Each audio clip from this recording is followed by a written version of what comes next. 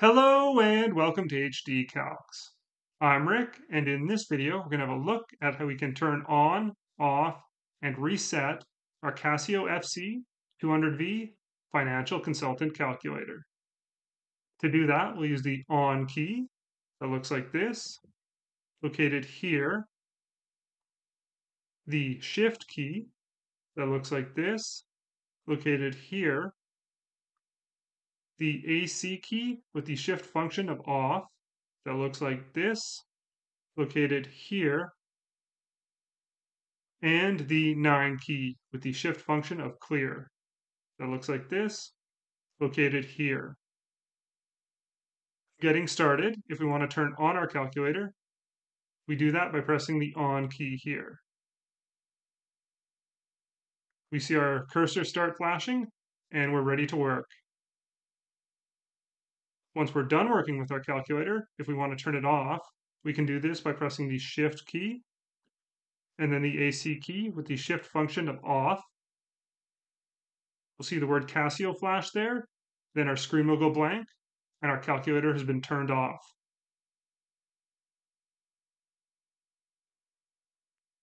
If we're working with our calculator and we're finding we're getting odd results, we might need to reset our settings.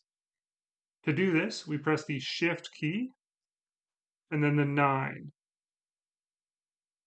That brings us to the Clear or Reset menu here. We have a few options. First, we can clear or reset the setup. That's all the settings. Our next option is Memory, to clear our memory slots. Then All, clear both our setup settings and our memory. Next, we have VARs, which will clear the stats and financial variables. The shortcut, which is these shortcut keys. The FMEM, which is the shift function of these keys. And the data editor. So we have all these options to clear if we want.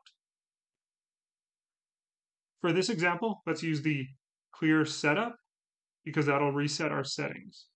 So we highlight it, press EXE. That brings us to this screen here, asking us to confirm in case we accidentally hit that key. So it says clear setup.